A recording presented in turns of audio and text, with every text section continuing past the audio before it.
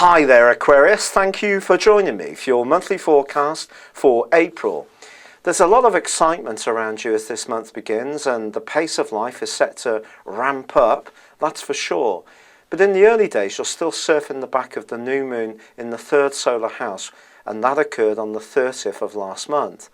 So I do feel that your mind will be agile and you'll be looking for ways in which you can apply your quick wits. Remember, you are an air sign, so a natural communicator, and this can come to the fore. But on the 5th, a notable event occurs because Venus moves out of your sign, where it's certainly been giving you a greater allure over the previous 28 days, but it moves into the sign of Pisces, and this can trigger an almost immediate improvement in your cash flow. Don't be surprised if lots of different situations emerge in the following 28 days, which really give you quite a boost in this area. In fact, in the last week of April, Venus is going to be forging a very auspicious link with Saturn. And this link suggests that your professional advancement can be helped by a mixture of hard work, determination, grit, but no little amount of charm. And so if you are reaching out to build up your business or your profile, if you're an employed person, then relationships are going to be important. How you come across is all part of the big issue. It's not just how you do the role itself. Now on the 7th, Mercury also moves into Aries. Generally this is very good for you, and it's going to be combining with your co-ruler of Uranus from the 13th to the 16th. This can see your mind even quicker, and your penchant for coming up with far-sighted, unusual and inventive ideas is going to reach a new high. But not everyone can keep up with you, and it is going to be important to understand with Mars in your sister air sign of Libra really urging you on to be as dynamic and adventurous and groundbreaking as you possibly can, that as that comes into an opposition with Uranus about the same time, this can create an enormous amount of nervous energy.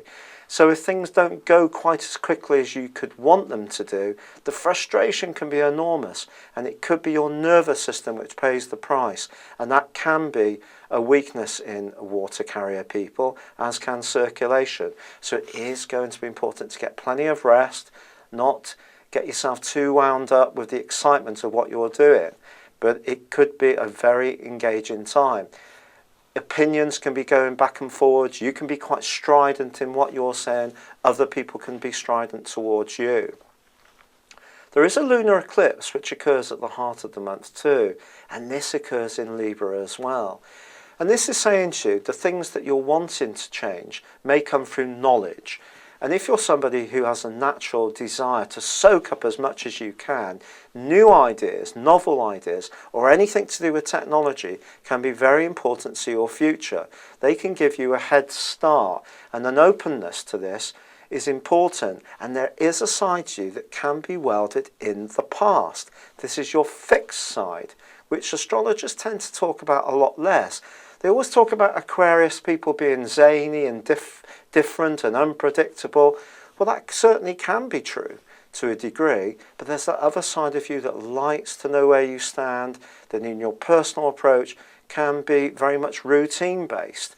So there may be something that needs to be shook up, and a grand cardinal square at the heart of this month suggests this is possible, and it may relate to information which is not immediately obvious.